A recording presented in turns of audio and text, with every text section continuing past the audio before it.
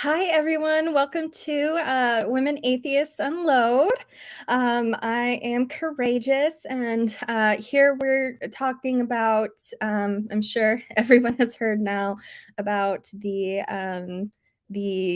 opinion leaked from the Supreme Court to overrule Roe v. Wade.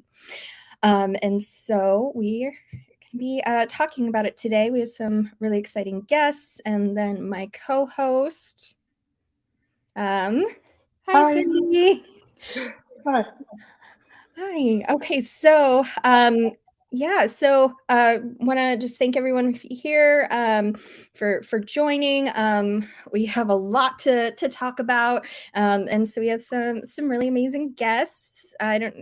I wasn't here for who's being brought on first, but have we have Genevieve. She is one of the co-hosts of That GD Show with Dave Warnock. And I don't know if any of you follow her on TikTok, but she has actually covered abortion pretty extensively as a topic. And so whenever we decided to talk about this, she was one of the first people that came to my mind that would be a wonderful voice to have in this discussion today. And then I'll also have my friend, I Miss Kelly, who is also on TikTok and does some really good work with deconstruction and has some valuable things to say today. And then we also have Jane.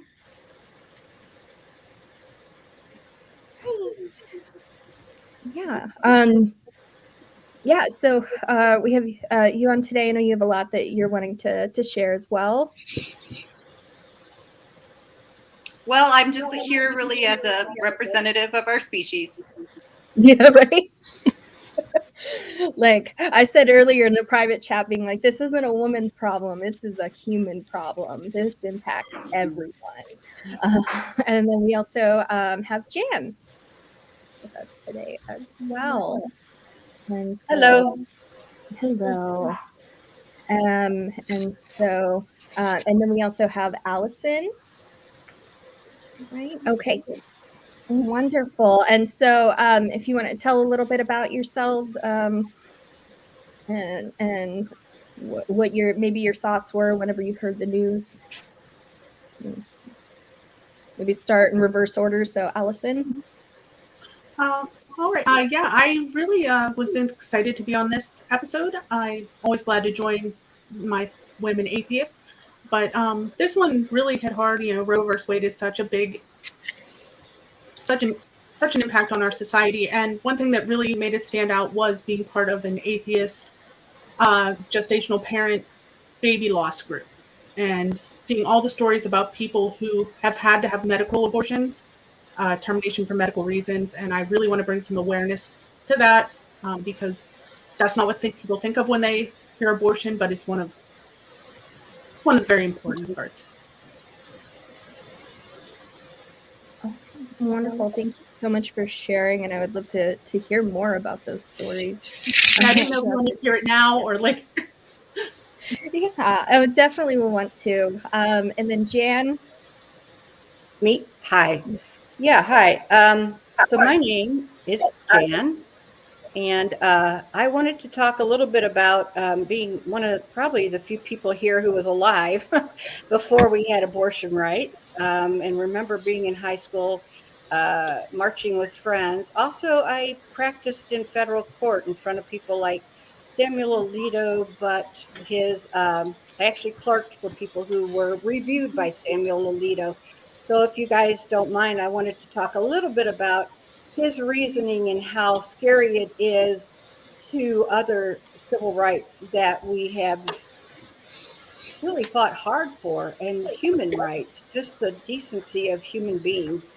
And so I have this kind of weird situation of having been around for a while and seeing what happened to women over the years, having been discriminated against by federal appellate judges when I was pregnant with my daughter, and having worked with these same kind of judges and in their courtrooms for almost 20 years.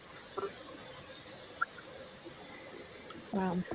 Yeah, that's a lot of experience and a lot of valuable insights to share. How about you, Jane? Well, unfortunately, I guess I was not surprised at all about this news. I'm sure many people felt the same. And there's so many things wrong with the idea of taking away the right to abortion and reproductive rights in general that it's hard to really know where to start, because I can't think of a single positive thing that would come from this situation. So yeah, I mean, this is a shit show. Like, this has turned America, like, and I'm with you, Jane. I knew this was coming. I knew it was coming for a long time. And I also know what's coming next, and so that'll also be important stuff for us to talk about. How about you, Imus? Hi, I'm Miss Kelly. I'm met Corey through TikTok and other atheist content creators, and I wanted to come on today to hear what all of you had to say, and also as a mother, and share a little bit about my experience of trying to prevent having any more children, because I don't want any more children, and how difficult that has been because of these types of issues, and how difficult I anticipate it to become if we continue down this path of what they want to do with Roe v. Wade. Yes, because this impacts a lot more. Oh my gosh, sorry, my dogs are barking. So I'm going to ask Genevieve to share, and I'm going to try to calm them down. Yeah, as Courageous said, I'm Genevieve. I co-host that GD show, and I do guest spots on ACA shows and other atheist shows. I am so excited to be here to be talking to my fellow women atheists, but I'm also so disgusted that we have to be here to talk about this. I, just like everybody else, I am not surprised. I am incredibly frustrated, but we sort of knew this was coming. And as Courageous sort of touched on, I have talked extensively about this topic from a historical perspective, particularly how it aligns with the birth of the right-wing voting bloc that has sort of gotten us into this mess. So I'm excited to dig into it and get some of this frustration out, because it has been a very tough week. That is to be putting it mildly. Cindy, how about you? Because I'm really interested in your perspective as someone who does not live in the US and is watching all of this happening. Yes. So for those who don't know me, I'm Cindy Plaza. I have a YouTube show called The Path to Reason. I'm also co-host and host on this specific show. I am French and I live in Belgium, so I spent all my life in socialist countries. I was really shocked by the news because, like everyone, I knew this was coming, but seeing it being concrete and almost final and written as hard as it is, that came out as a bit of a surprise. And I was also I didn't know how to view this fact that I didn't see anyone work to oppose this in the last few years. There was no talk on medias. It's almost like no one saw it coming, and yet everyone knows it was coming. So that's puzzling from my side. I think that people who weren't paying attention didn't know it was coming, because like literally I want to say it was like 16 days before Ruth Bader Ginsburg died, they were going to have a conference to present a case before the Supreme Court, this case.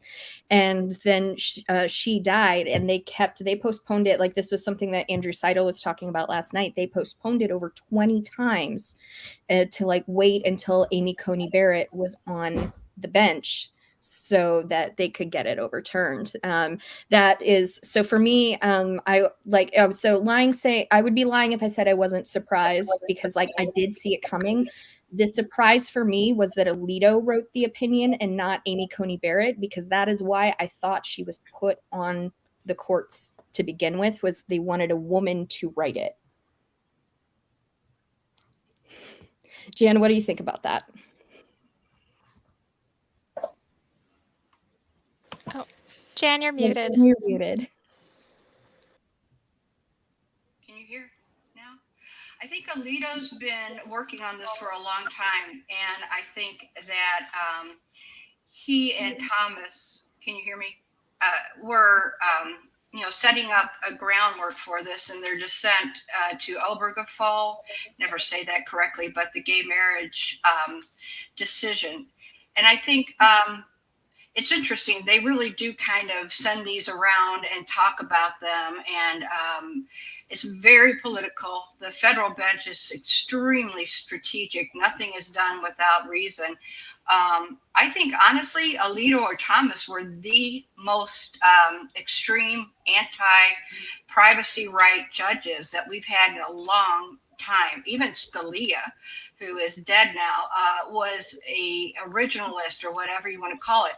But if you look at Alito's opinion, I think they chose him and his opinion for a reason.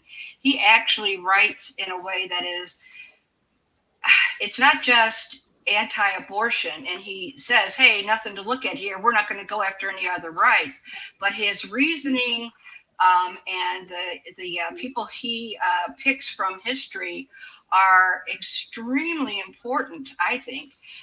If you don't mind my telling you one thing that I think is amazing, that I don't know that anybody but Alito would have done, is he actually cites, because he goes through this analysis under the 14th Amendment due process, and he decides that in order to have a due process argument, you have to have a substantial constitutional right, and that comes from supposedly these long-standing rights that have been inherent in other parts of the Constitution, which, of course, when a Constitution is written by white male landowners, you kind of have a pretty small group there.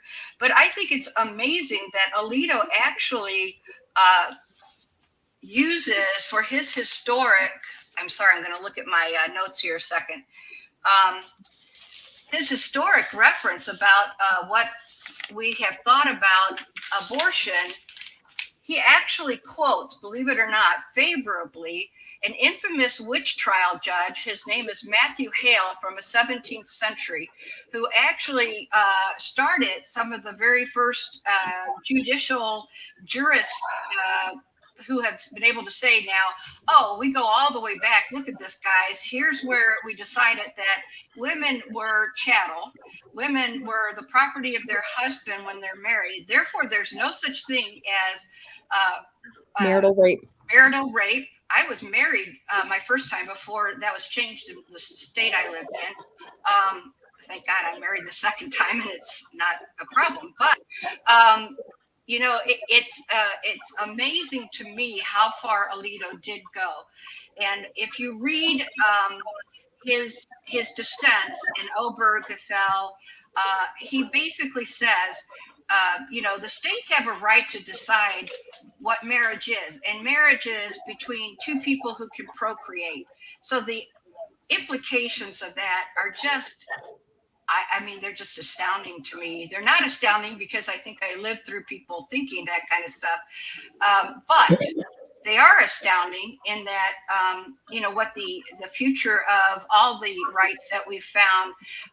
It wasn't until 2003 that we found through the right to privacy that states could not criminalize sodomy between two consenting adults. I mean, some of this stuff, when you know where it comes from and where it's going, it just would blow your mind. And I'm hoping people will see interracial marriage was not, like, there was one state where it wasn't even legal until like 2001. Yeah. Like, this is not that long ago. Yeah, rape exemptions for married spouse is still an exemption in 12 states. Now, there are some differences between the states, but I mean, these kinds of thoughts are still out there. They're being,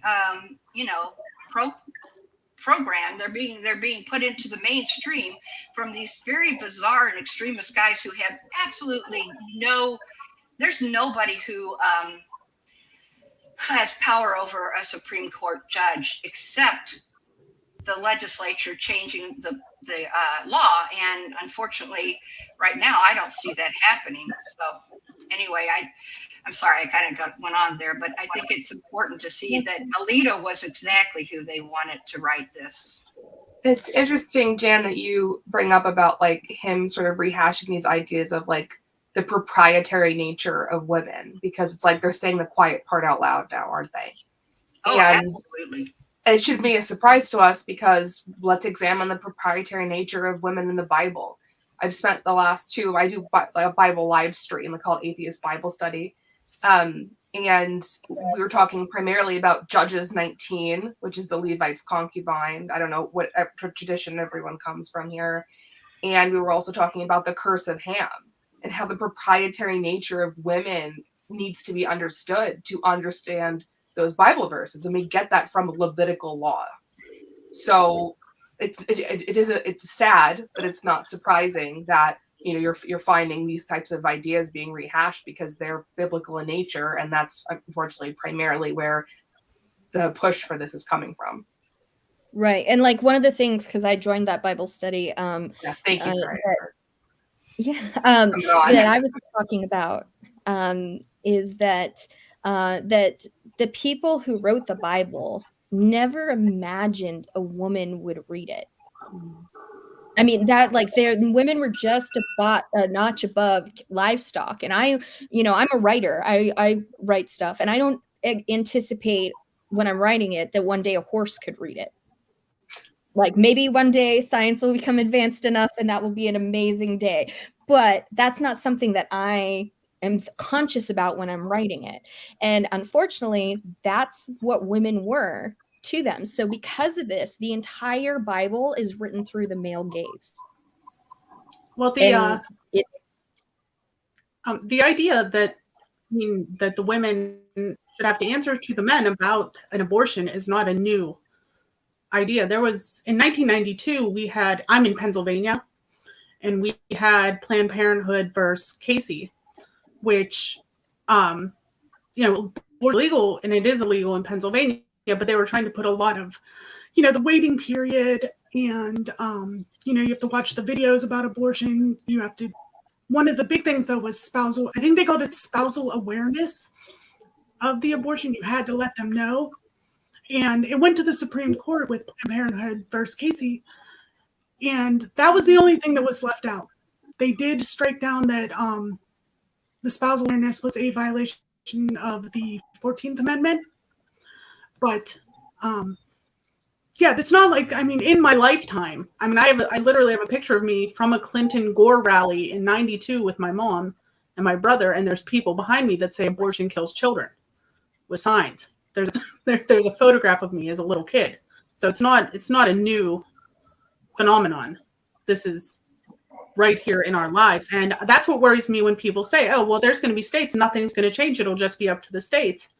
But in my state of Pennsylvania, are we going to completely reverse all the way back, flip things like Casey over? And now they will let you have an abortion if you jump through these 18 hoops that are going to complete. I couldn't imagine if I had got pregnant when raped and had to let my rapist know that I was going to abort the child. I can't even imagine how traumatic that would have been. And that I don't know. Wait, is that not sure about that? It's just the restrictions that the law I get. in Pennsylvania? No, the law in Pennsylvania, that was what I was saying. In 1992, there was a case with Planned Parenthood versus Casey. And one of the things one of the stipulations they wanted to add was, I think they called it spousal awareness, where you would have to tell your spouse. And that was struck down by the Supreme Court. But now the Supreme Court won't even be there to protect us. And they wouldn't want to protect us anyways. So. Nope. Who knows what we could be facing? I think it's naive to say that things aren't going to change. People that are saying that are incredibly naive. Oh, people just because it's legal in your state doesn't mean it's going to be attainable. Those aren't the same things. And they won't stop at that. That's the thing, is they're not going to just stop with it being okay in some states and it not being okay in other states. They're going for a federal wide ban. And then, they're coming after birth control. They're coming after marriage equality. They're, there's so much now that is on the table. And Alito's opinion was a hit list. Like, literally like, and we're coming for this, and we're coming for this, and we're coming for this. And like, some of the things have just been like absolutely horrifying. Like, because like when look at it, and this is the part that is that like Roe also protects people from being forced surgeries against their will. And this is now on the table. And I am horrified to think of what this means for intersex people and trans people in America. Because if they're not going to respect the bodily autonomy, like they're not going to for everyone. It's interesting that Allison's bringing up about like spousal awareness. I'm from New York originally, so I don't know exactly what the case would have been in Pennsylvania, but in preparation of today's event, I was speaking to my mom about my experience of trying. After I had my son, I was like, well, I don't want any more children. Can I just get a tubal ligation? And nothing was ever brought up about my husband, but I've read a lot of comments online, hundreds of comments of women saying that was one of the barriers that they experience to being able to get a tubal ligation. Or what about your future spouse or whatever, it doesn't matter. I was told that because of my age and because I only have one child that I couldn't have one. But if I had another child and after a C-section, I could get a tubal ligation right after my C-section. So the hospitals don't tell you how many children I'm allowed to have. And I said to my I could get a tubal ligation. I lost 2 babies. And after that decided, even though I want more kids, I couldn't bear to go through it again. My body, I have a genetic condition, and my body was, we were losing the babies. So I had to get an IUD put in because that's what I ended up doing. I couldn't get it, my tubes tied or anything. But I did get the IUD because I was not capable of handling that happening again. And I knew I couldn't. So it's scary to think that might not be my choice. I might just be forced to go through it over and over and over until I just lose my mind. It's almost like the two of you think you know yourselves better than some random dude. I'm shocked at this. And that's the worst part is when I ended up, I said, well, what's the closest thing I can get to sterilization? When they told me no. And they said an IUD. And I said, okay. So I got that done. And then the doctor said, oh, you'll be back soon. You're going to want it out to have another. And when I tell you I could have strangled him with my bare hands, I don't want to say violence on the internet, but like I was so enraged because this is a doctor in the practice that should have known what I had been through. I had sort of a traumatic pregnancy, labor, and delivery, which is part of what fed into the decision that my husband and I made together to not have any more children. So I was talking to my mother about this, and she had gotten a tubal ligation after she had me.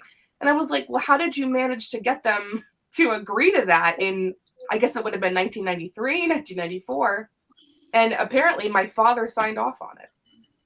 Yeah, and that's the thing that's wild is that like so I have a friend named Nat, and she has a horrible heart condition. She just had to get her like entire pacemaker replaced, and it like has had multiple doctors let her know that if she ever got pregnant it would kill her. And yet 3 doctors have denied her tubal ligation because her future, she's a single woman, but her future spouse may want kids one day. When like, so she should just die for that, like right, like because a man may want to use her uterus to give him a child. And if they said the same thing about wanting a child, it's having an abortion and having medical conditions isn't about wanting a child. You can want a child more than anything in the world, and your body says no. I guess in today's world, I'm fortunate that my body did it on its own, because this has brought up lots of stories, and I happen to be in a group specifically for gestational parents that are atheist.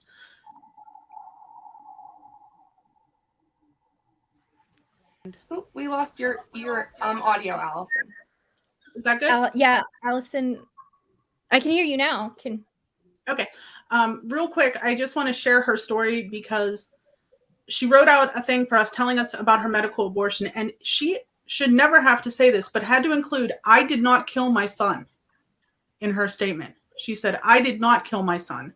Her son, she was carrying, it was about 2 weeks after they did a gender reveal. They were so excited, and her water broke, and it turned out the baby's foot was growing through her cervix, and she was going to go into sepsis if she didn't terminate the pregnancy.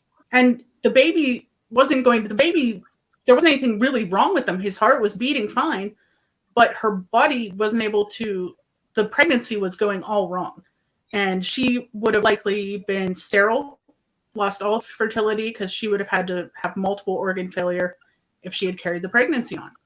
So she wouldn't have the children she has today. But just seeing a woman have to say that she chose her own life and didn't kill herself, my heart. There was another story I've heard recently where a woman had to, she was saying literally as it was happening, because the baby had already died and was just decaying inside of her, and it was causing her to have a bunch of heart problems. So if she didn't terminate, it would have killed her. And during the procedure, she was crying and saying how much she wanted her baby. And the doctors and the nurses were responding with her with so much compassion, because this is what she had to do or she would have died. Well, I can say there's nothing like the feeling of being pregnant with a living baby, and there's nothing that could ever compare to knowing that your baby's still inside your body and has died. So, and our government now will just take the baby out of you and throw it in the biohazard. At the side, they're saying 6 weeks. I mean, our government is messed up.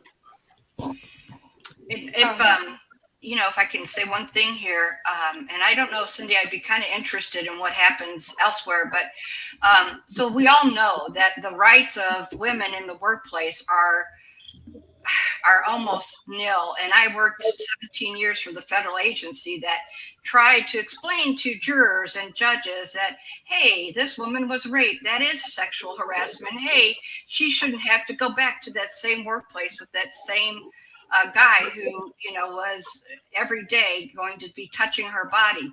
But I really think it's amazing, because Alito mentions that, this is so great now that women don't have to worry about pregnancy discrimination and so forth.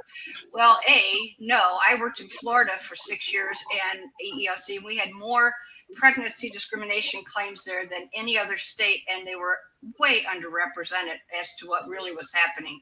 And then the other thing I wanted to say is, personally, I got pregnant, very much wanted, still like her. She's 30 years old, my daughter, when I was working in what was supposed to be a really great job, which was a law clerk for 8th Circuit federal judges. And I was harassed as soon as my boss found out, a woman, by the way, who represents what the judges wanted, every day for being pregnant in this job that only lasted 2 years. I had a friend who had her baby a week before mine, who was basically terminated because she was pregnant. These same judges knew that this is how we were being treated. I had to fight for 2.5 weeks of, I was writing my last memo in labor on a Friday. I had Chloe that weekend. I had to fight to get 2.5 weeks with her, and I had to write some memos at home while she's sitting next to me. When I went back to work, this was, I'm trying to think, 1992. When I went back to work, there was no way, no how they were going to let you nurse. So I don't know if any of you guys have had to go through 8 or 10-hour days without nursing when your baby's new and then nurse when you get home. It's absolute hell. You get, I mean, physically, emotionally, it was horrible.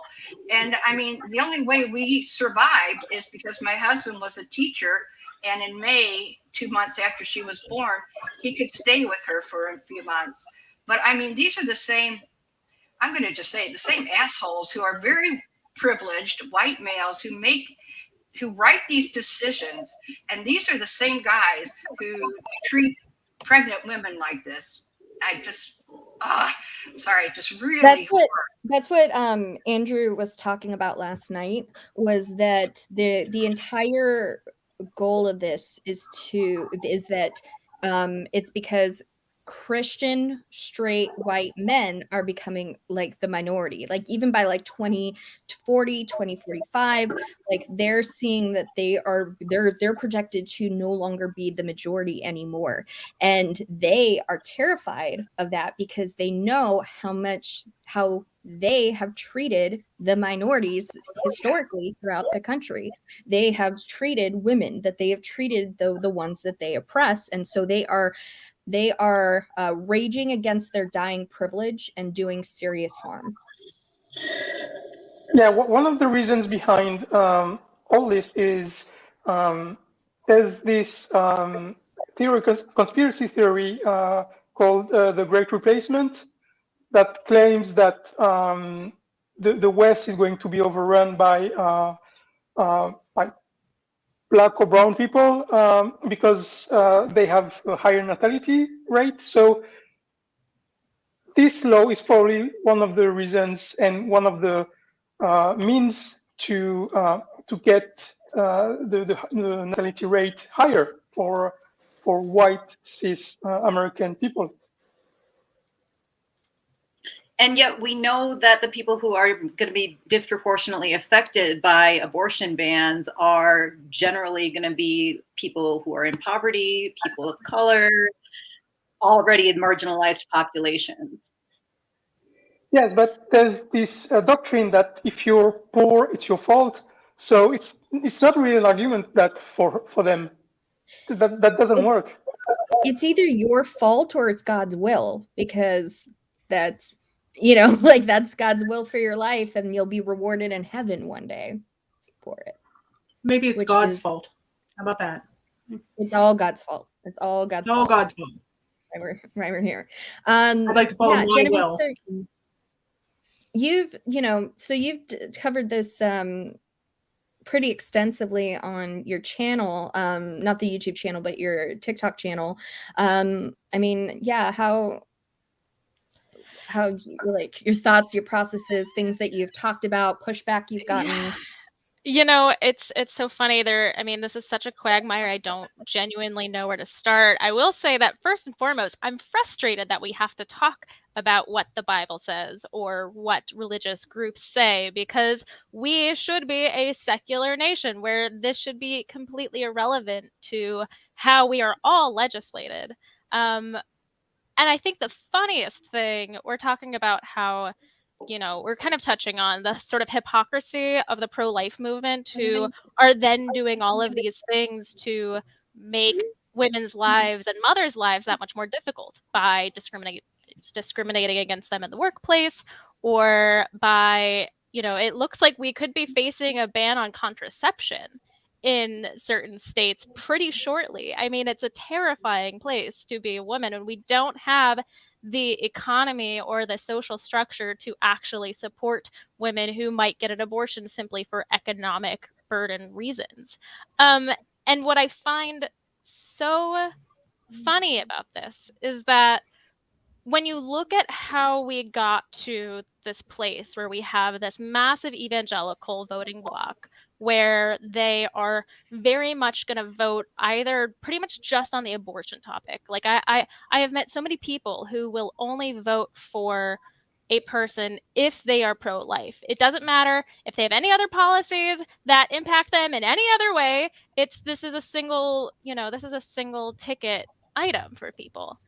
And the irony of all of this, and what I find funny about this draft from the Supreme Court, is that for evangelical Christians, this was not an issue for a very long time. In fact, in the 50s and 60s, prior to Roe v. Wade, we had the Clergy Consultation Service, which was a national network of priests and rabbis who were assisting women finding safe abortions. Because the fact of the matter is that abortion is necessary health care. And even to this day, we have thousands of women dying from unsafe abortions and millions of women being irreparably scarred and hurt by a lack of access to safe abortions. And so for a while, the evangelical Christians actually had a head on their shoulders about this. Even the Southern Baptists in the 1973, they wanted to codify a woman's right to have an abortion.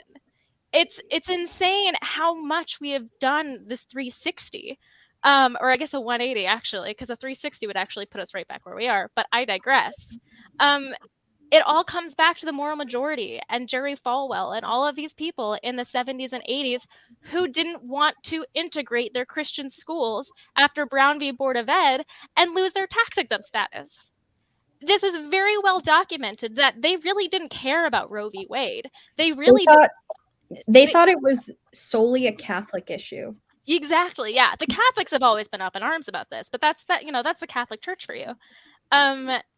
It's astounding that we can trace this time when we actually had Southern Baptists and Protestant evangelical Christians in this country protecting women's rights to doing this 180 and immediately going balls to the wall with this baby killer narrative just so they could drum up their base and elect people like Ronald Reagan and George Bush and so on and so forth, up to Donald Trump and where we are today. That was a big rant, but I'm flabbergasted by the hypocrisy.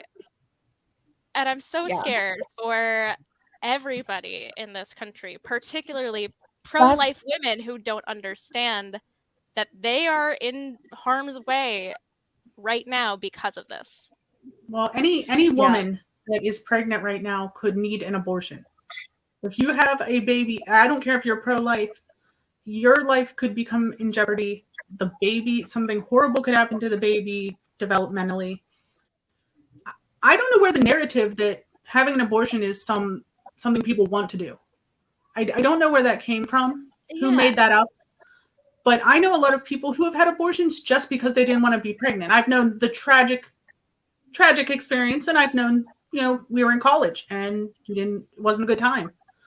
But no matter who it was, I've never met someone that was like, oh my God, it was the greatest time of my life. Everyone should do it.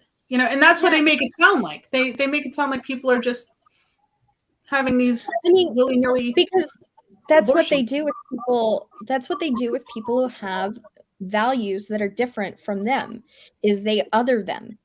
They turn them into monsters. I mean, we see that with atheism of people thinking that we are like sacrificing babies and like taking baths in blood and like these like crazy things that like they think that we're these awful soulless monsters just because we don't believe in a God. So they're like, oh well, you're wanting to have an abortion. They consider that a baby. The moment this it's not scientific, it's not science, it's not even remotely scientifically accurate, but they consider that a baby the moment the stick as the moment there's conceived. Well, they say they do, but they really don't, because I've seen the most religious people in the world deliver stillborn baby, post pictures of the stillborn baby in their arms, and have people telling them they're disgusting. They're disgusting for sharing that. Why would you post a picture like that? And it's that. I thought a minute ago you just said it was a beautiful baby. What? Now you can't bear to see it. You can't bear to see the reality of what's happening. I think that part of that hypocrisy is why I personally, and I hope others, I refuse to call these people pro-life. They're not pro-life. They're using that term as propaganda. These are the same people who support the death penalty. These are the same people who couldn't care less about that child once it is no longer in the womb. So these are forced birthers, anti-choicers. They are not pro-life. And I refuse to use that term to refer to them with that term. And also one thing I just didn't want us to lose that Courageous was saying earlier, and I think some other people were touching on, is that because they are saying that the 14th Amendment doesn't count anymore, basically, right? And the 14th Amendment is what allowed the federal government to say, no, the Bill of Rights counts for everybody. You can't go against it. If the 14th Amendment is out, we do not only lose Roe v. Wade, we lose every single civil right that has been fought and won in the last 100 years. They're all up for grabs. And I think that's a really good point. And somebody made a point about gerrymandering. And I think we have been, someone mentioned that we haven't been talking enough about pro-choice in this country. And I think there's some truth to that. And boy, the Republicans and those who don't care have been so strategic, because what this one black woman who was talking about Jim Crow was talking about, this is Jane Crow. This is the giving it back to the states bullshit, which now are gerrymandered to the point where I live in Missouri, but I lived in Florida, and I don't think I live in Missouri. Illinois. Yeah, exactly. But you know what? I drove through Southern Illinois recently. They don't want the folks who are running Illinois to be running Illinois. So it scares me, because people in Missouri are like, I'll just go to Illinois, which they've had to do for the last 5 years or so.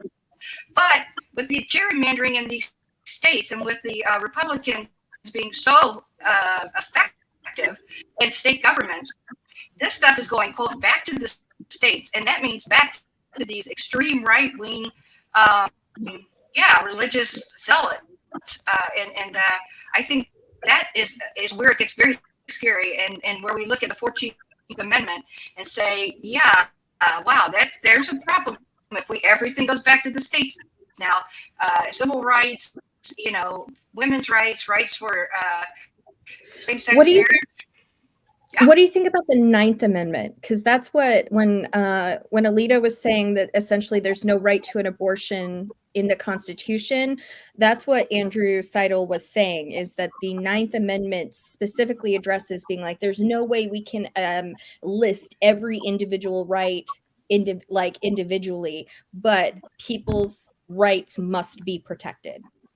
Like, I'm paraphrasing and I'm probably doing badly. Well, I think there's a couple of better arguments maybe that have developed over the years, or not better. It's very typical for lawyers to have to keep coming up with different arguments, because one guy's in court saying this is why this law no longer is valid, and the other person is finding ways to say it is valid. So that's a kind of a typical situation.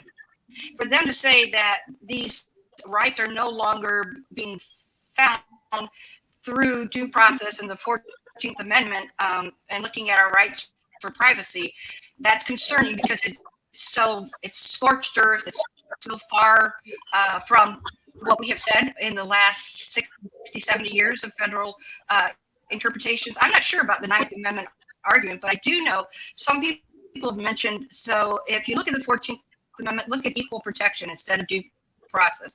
Because what we've been doing is trying to say there's a substantive due process right, and that's a really hard argument. I'm not sure why they went there. But equal protection means that, a person who can give birth versus a person who can't give birth. So I would have said at one point maybe a female versus a male.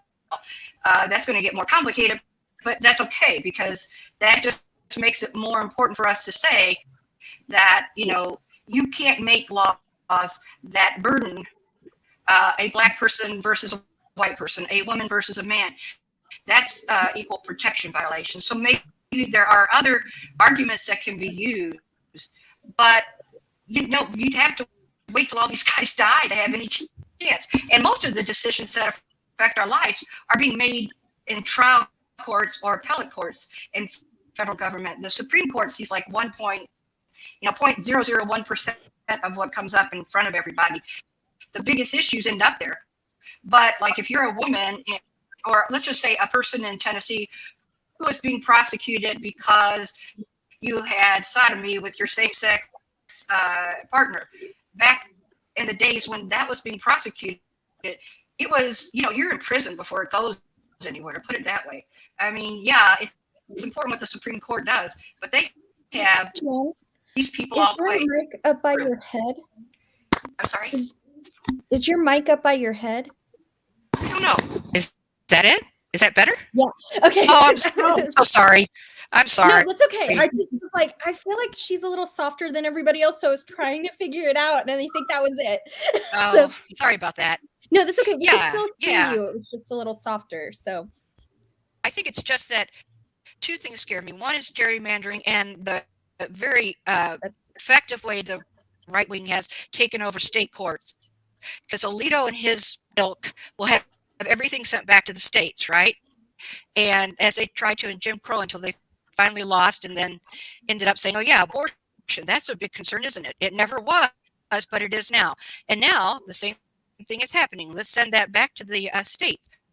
Well, my God, if you've ever been in front of state legislators trying to lobby for immigrants or women or people in prison, they're horrifying, scary people. And that's where most of these decisions are going to be being made now. Sorry, I'm just like really concerned right now. It just it's very concerning. It is unbelievably concerning. One of the things that Andrew said last night that like has been like haunting me was he said everyone should be screaming about this, and that rage should never die because a lot of women are going to. Yeah. Could I address one of the questions in the chat? Oh, I'm sorry. What was the question?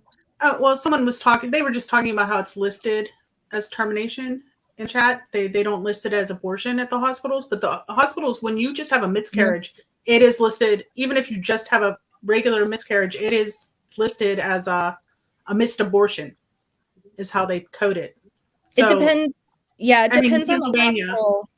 But in Pittsburgh is a big place for medical needs. If you're likely to come to Pittsburgh for something, and we do have a Catholic hospital, and the urologist I worked for, he was located in a hospital called Mercy Hospital, but couldn't perform vasectomies in Mercy Hospital. He had to use a sistering hospital, the neighboring hospital, because Mercy is Catholic.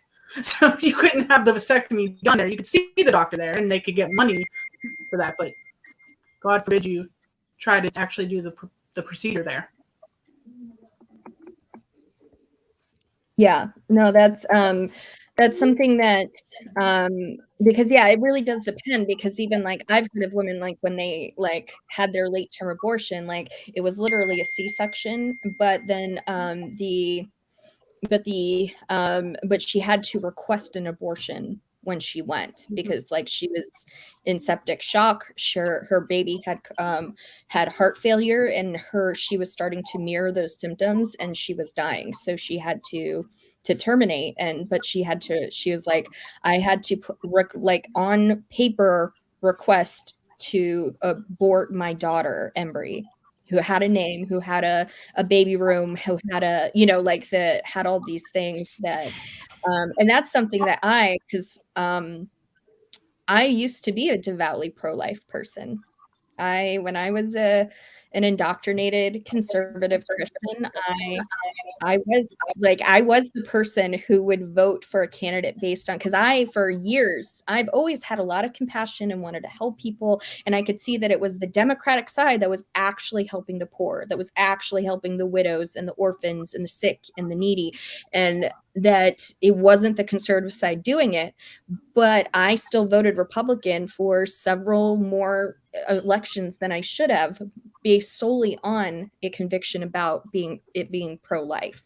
And so I've I had to start with the late term abortions and then work my way back to like learn about the facts within those cases and why I could understand and justify that, and then work back and then realize that it's just all about human rights. And I also just want to say, because we're talking about women and like women's rights, and that's very important, but this doesn't just impact women.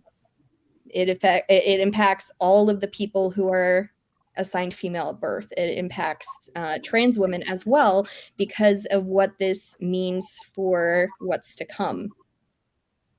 It's just, and especially because the pro-life Roe v. Wade has been their boogeyman. That's how they've rallied everybody. And they're going to have to look for a new boogeyman. And they have been setting it up for a few years now for trans issues to be the next boogeyman. That's why they're pushing the...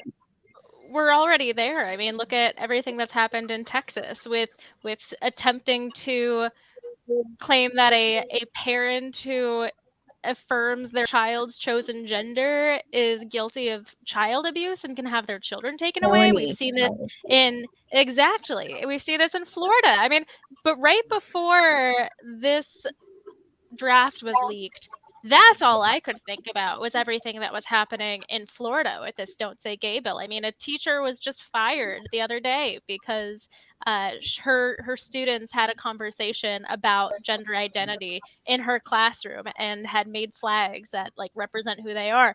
I mean, it's no surprise that we are in this situation. And if anybody thinks that all of us are just, hysterically screaming about something that'll never happen, they're not paying attention because it has already happened. It is happening every single day. I am so terrified for my trans friends. I am so terrified for myself and every other woman in this country. I don't understand how anybody could not be freaking out about this. Because as we have said, there are so many instances in which an abortion is absolutely necessary, and that's either because your life is in danger or because your mental health is in danger. That is perfectly valid to just say that you don't want to be pregnant. I can't believe we're having this conversation, but at the same time, I absolutely can. Of course we are.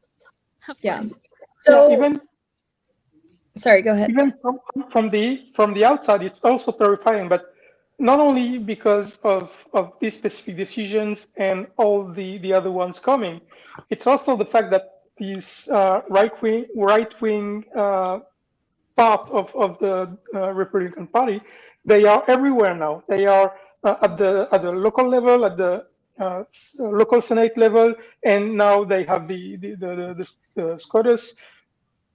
And it's going to take a lot of time to undo that. And meanwhile, everything is going to be lowered down to the state level. And what happens when the United States don't represent anything? They don't have any power because everything happens to the state level. I mean, we already have people who say that they are Texan and not American. What happens when this grows and this gets bigger and stronger? That's also a very terrifying thought for me. Yeah. It's interesting to me that you guys are all talking about fear. You're afraid, you're terrified, because that is how this happened on the right, was people putting fear into people's minds about things that they have no basic understanding of, about people they've never met. And by utilizing that fear and making propaganda around that fear, that's how they have created this force of a voting bloc. And you see these people, and they are frankly not very bright, and they have a lot of power. Apparently, I did not read the decision myself, but if any of you read Heather Cox Richardson's work, she is a historian. She said it was littered with historical inaccuracies. Yeah, these are judges at the top court of our land, and they do not know our own history. That's the level of situation that we're dealing with right now. And I think that the gutting of education over the past 30 to 50 years has resulted in this state of either, mediocrity, apathy and ignorance. And people who are ignorant, apathetic, or mediocre are very easily persuaded to do things based on fear or gut reaction or peer pressure. Can I say one thing about the judges? Oh, I'm sorry. I just wanted to say one thing. I am so glad people got to see Brett frickin' Kavanaugh, because I worked with federal appellate judges. These are the lifetime appointments. They are like, I could sit in the baseball game with this judge and he could talk to me about hanging out with Lyndon B. Johnson and all these other things. And these are the top of the top, right? Guess what? Brett Kavanaugh is who they are. They have always been this. If you read back to sterilizing people with mental diseases, if you read back to any of the sexual harassment cases that came up in the 50s, 60s, and 70s when I was in college, if you look at their decisions based on, oh my God, the worst ones are prisoner rights. Oh my God, you guys, you could read the most horrible decisions where they give you details of the horrors that women and men who are in prison have lived through, rapes and all this stuff. And one time I saw them say, oh yeah, you know what, that isn't too good. We'll go ahead and say substantively this person's rights were violated after they went through details of what this person put up with. And because he's in prison, we're going to set the damages at $1. I mean, these guys are who they are. They're like the most horrifying people in our government, but they have lifetime appointments. And if there's anything that's good that's come out of this, it is that people are seeing who federal judges are. And I just can't stress that enough. It's I think it's great that we have somebody who was a public defender, Black woman on the Supreme Court. And God, I don't know that poor lady, how she's going to stand it. But you know, well, yay. We got one person. Yes. That is I keep bringing, so last night I had a meeting with Andrew Seidel because of like everything that is happening, and that's why like he's a constitutional attorney. He's been fighting for separation of church and state for over a decade now, and he said that that the important thing that this is a draft, this is a leaked opinion. It's not the opinion yet, but we now know that this is the future that 5 Supreme Court justices want. This is the America that they want, and they have lifetime appointments to make this happen. And it doesn't matter what the Constitution actually says. It doesn't matter what like what history what actually happened. They are creating their own narrative to just demolish the separation of church and state so that they can destroy America, burn it down, and in its ashes replace it with a Christian nation. Like that is their goal. And so what can we do about it? What do we do about it now? Because this is happening. This is, this is not something that we can overcome. Like this is going to happen. This is the opinion. Well, I'm glad you asked what can we do now, because that's what I was thinking. I was hoping we could wrap up with some what can we do. Obviously, you can put your money where your mouth is, and I know Andrew said that yesterday as well. If you have any extra money cash, where your rage is. Yeah. Right, that's what he said. If you have extra cash, please put it into good programs. There's been a few mentioned in the chat.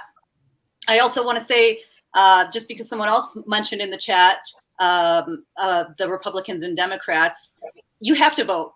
You have to vote in every single election.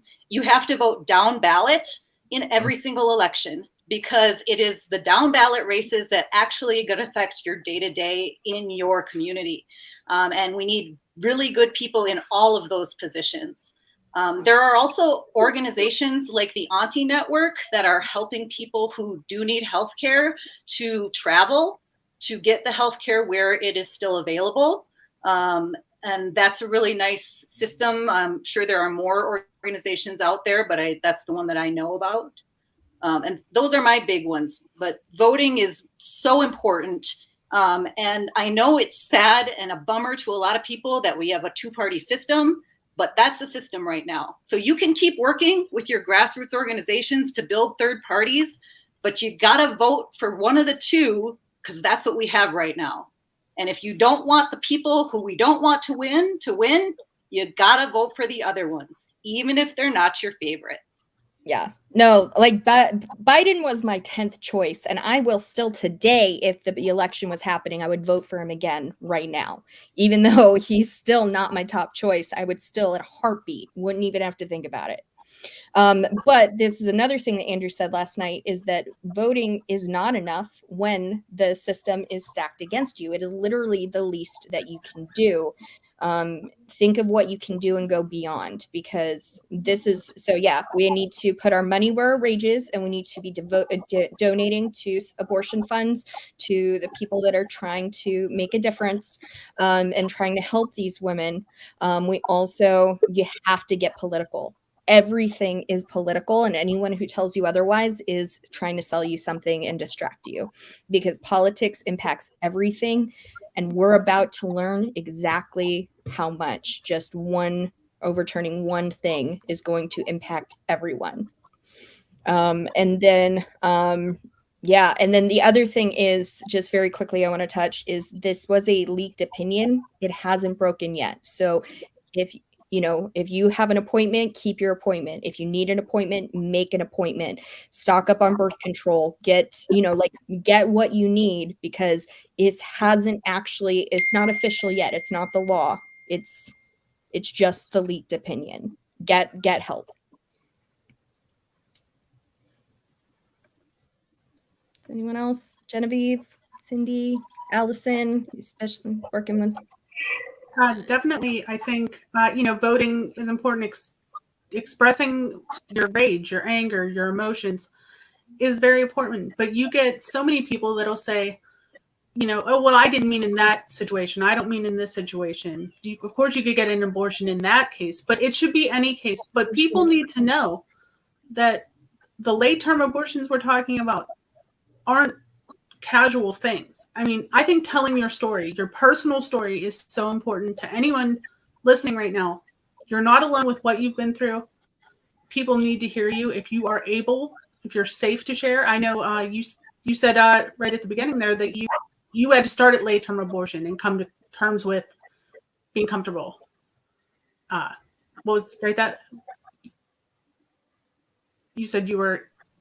Yeah, so for me, it was, I had to, because to me, it was like, I was hearing about like up to 28 weeks. I remember that in the 2016 election that was like the big thing. And to me, I was like, well, how can you justify, like, say that's not a baby? Because I had a misunderstanding about what abortion was, how it worked, all of the science with it.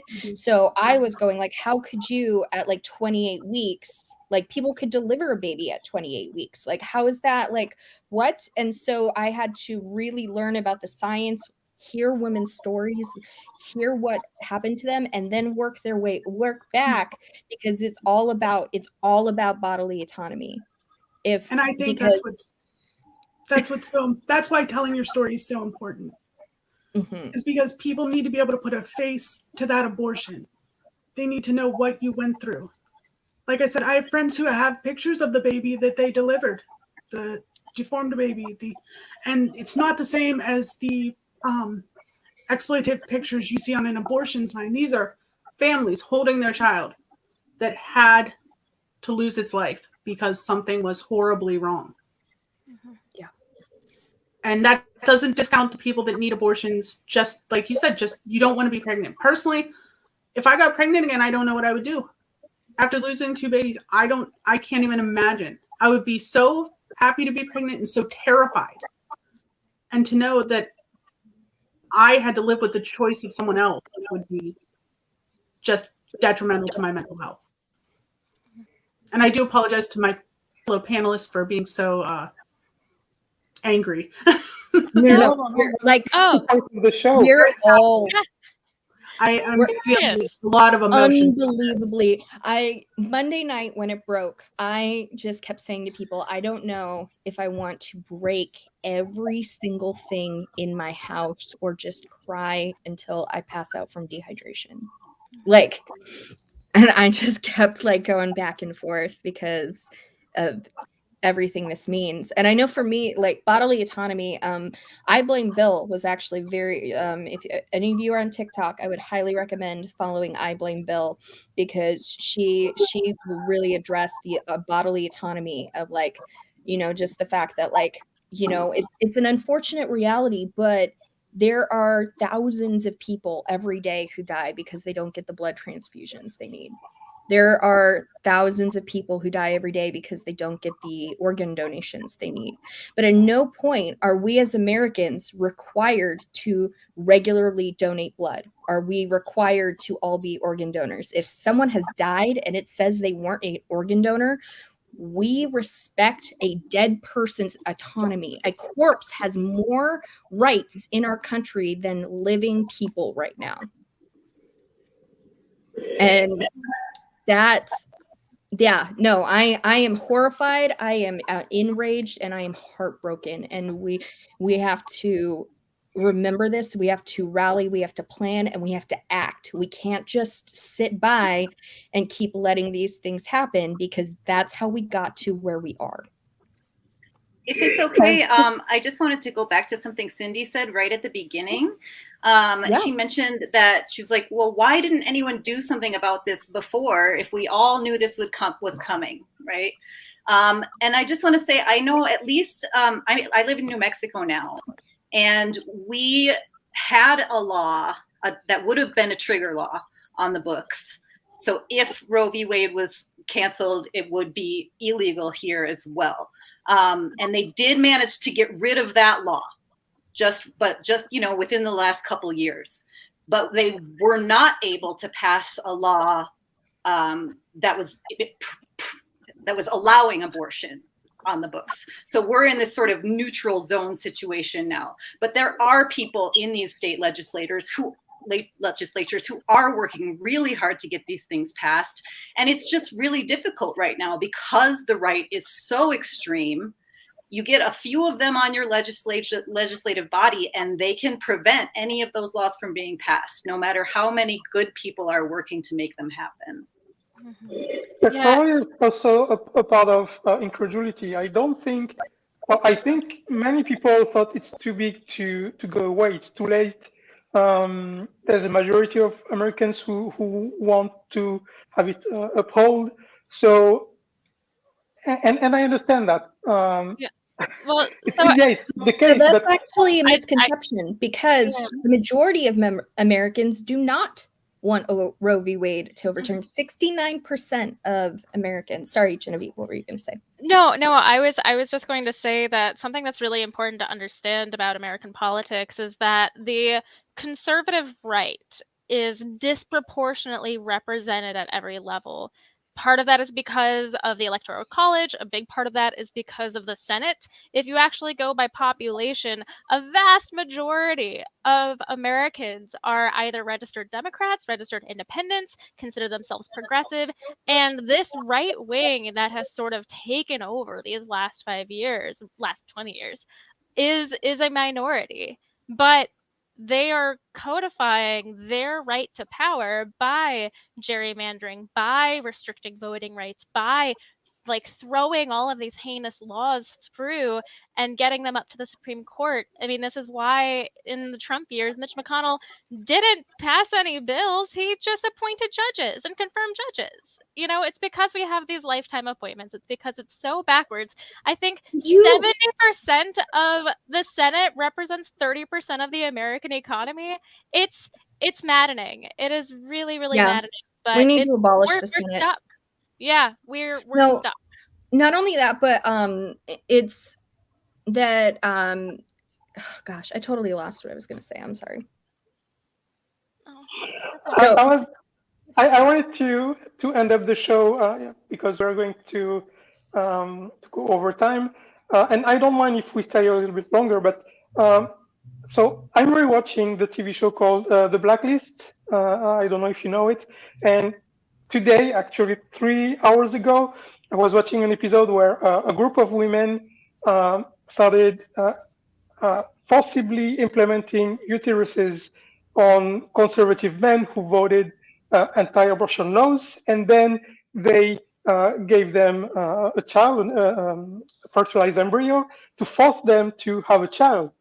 And I found this episode was, it was exactly on topic, but I think it says something about maybe there are, and we say that too when we talk about Christians, we say there are different ways to convince people. And I think there are different ways to attack this. And one of them would be going through the same route and attacking men's reproduction. That would be, in my opinion, very, very effective if it were done massively enough.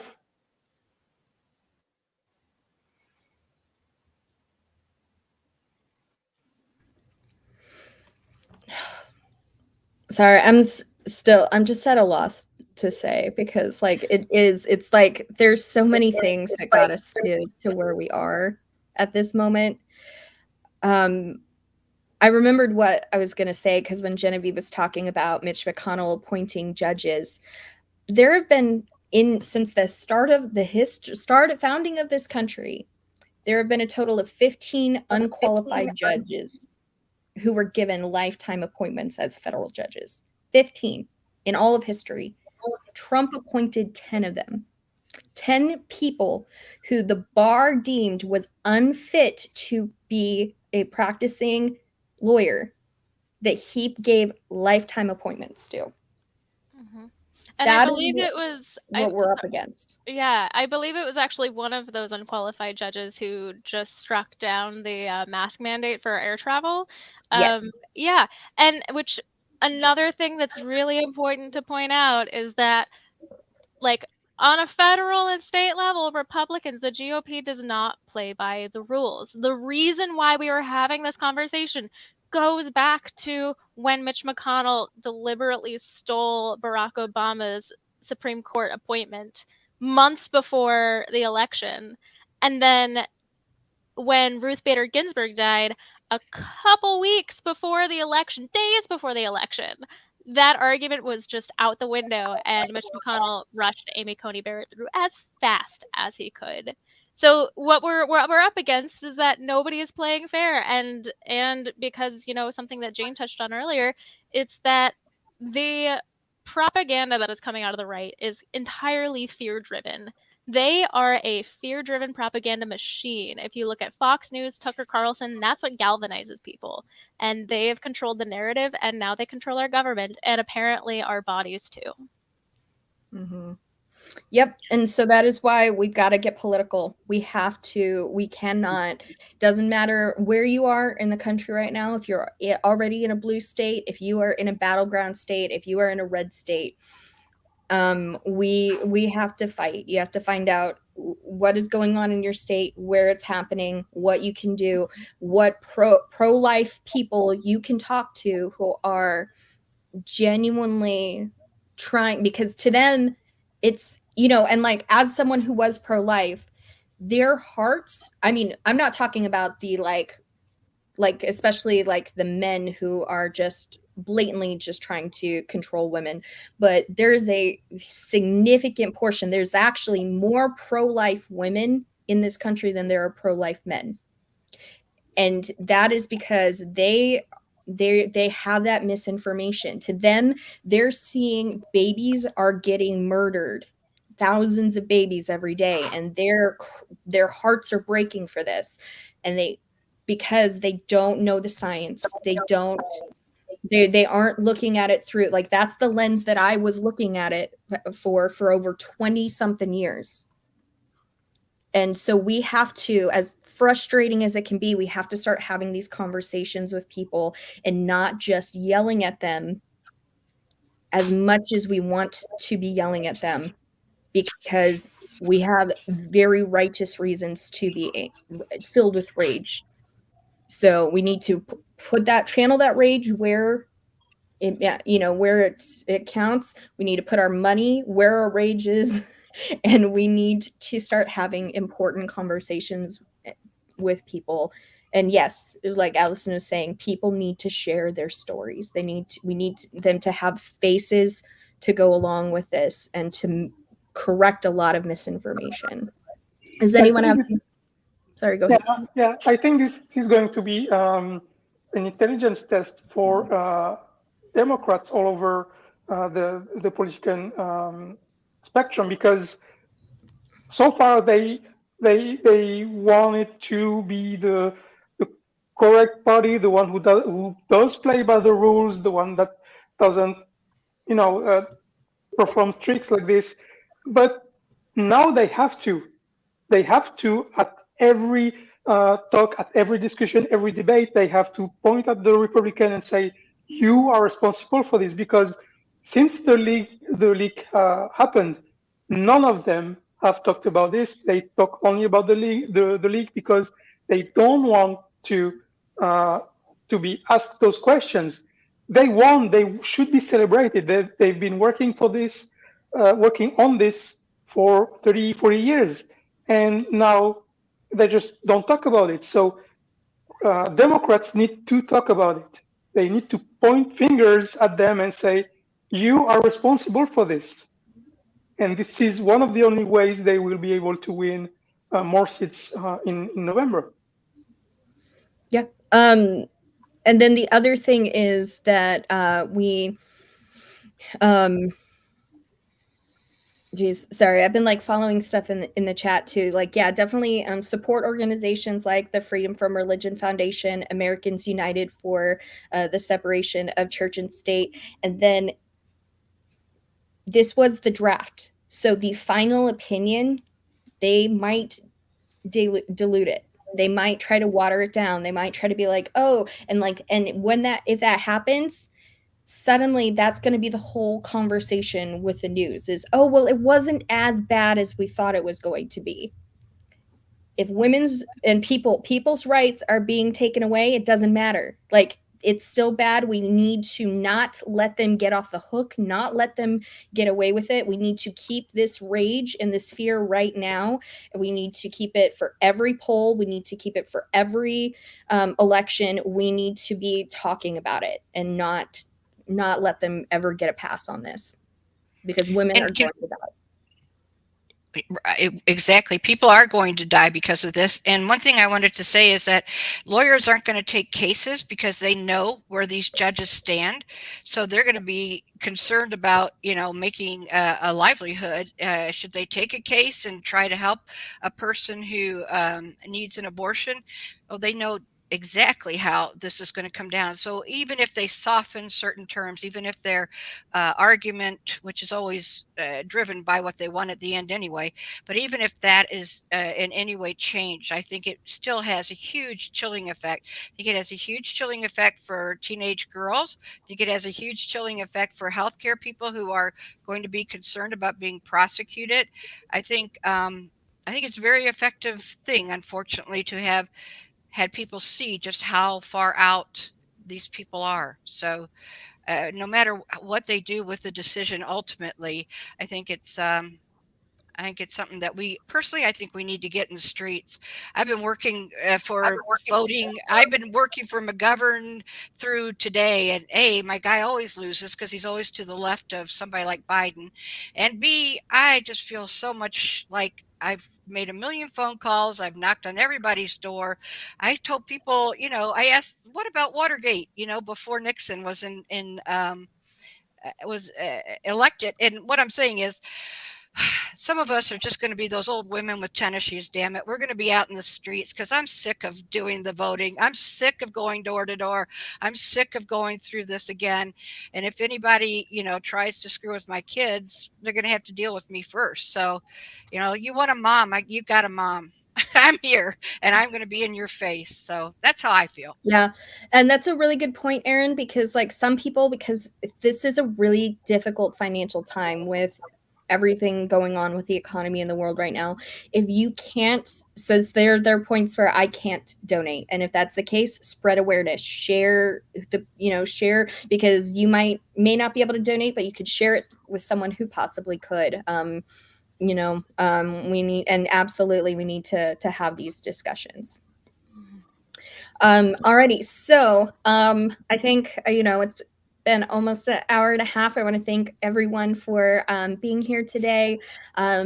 Just before we go, why don't we just, I'm going to let everyone kind of have yes, they are I don't personally think that's going to work. I think this is going to be the opinion, and this is what is going to happen.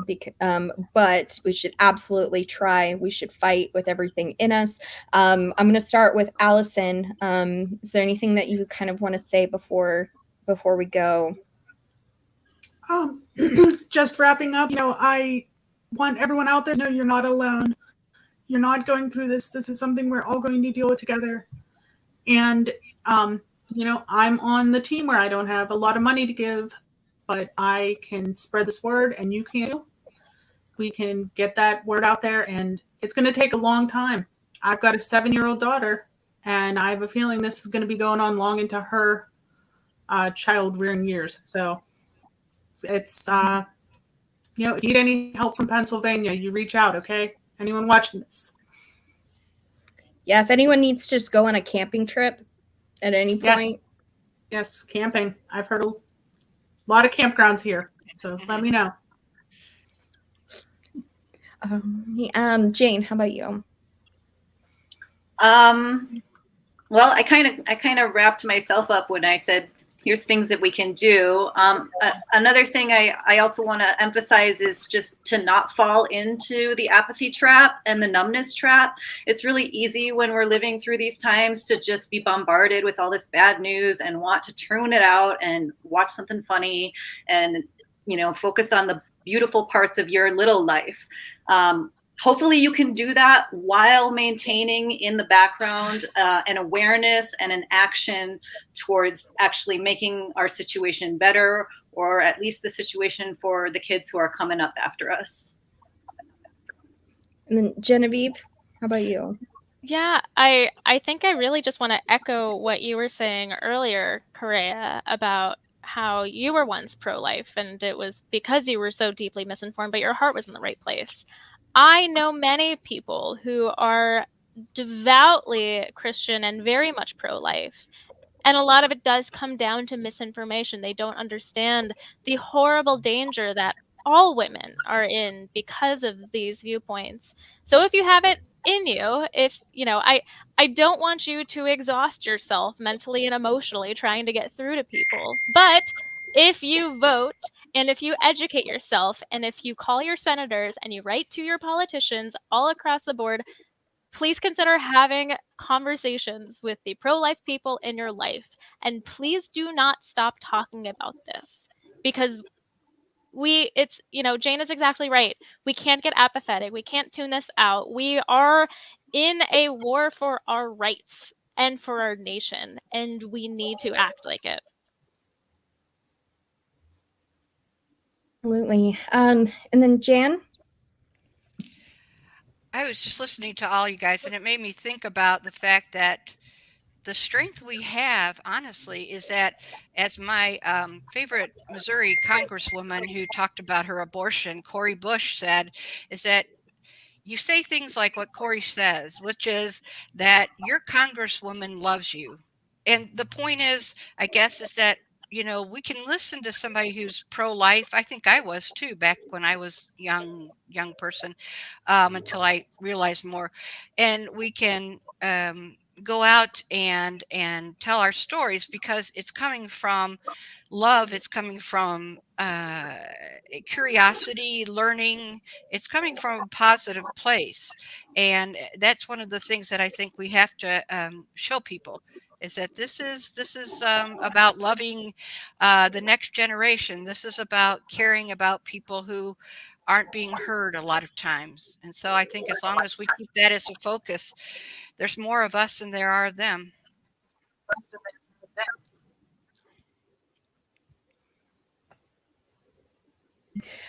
Cindy, how about you?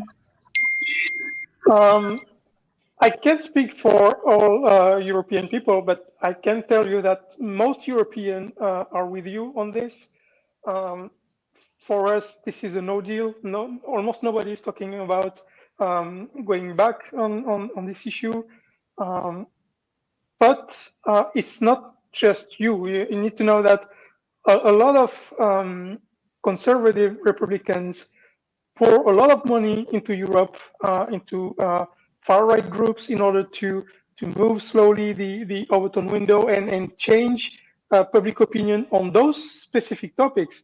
So if they win in the US, then their money is going to move to Europe. So it's not just the US, it's the entire world that's threatened here.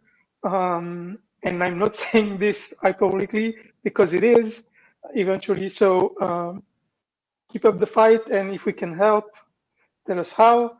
I'm here. I'm doing what I can, and I hope you will be able to prevail in the end.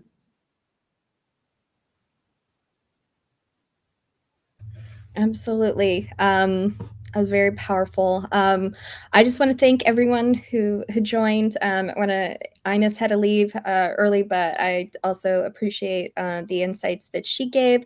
And then I also just want to, before we part ways today, I want to just bring some attention to the fact that our channel has changed the name. So we were Prometheus Secular Frontier, and now we are Secular Haven. And that is the channel that Women Atheists Unload is a part of. And we're still trying to get to 1,000 subscribers. Skeptic Haven? Oh, it's not. Okay. Yes, Skeptic Haven is the name. So we're still trying to get to 1,000. So share with people who need to know this information. We're pretty unique right now, having a show for women atheists specifically, but we do include all like people who are assigned female at birth as well under that, and to be like trans inclusive as well. Share with your friends. And we just want to thank our producers, Wes, Phil, and Kat, for helping make this, giving us this space to be able to do that and supporting the ideas that we're discussing. And then, I just want to end this again. Get political, get active, make plans, prepare, and we need to act. And go vote. Yeah. Thanks so much for joining us today. Thank you.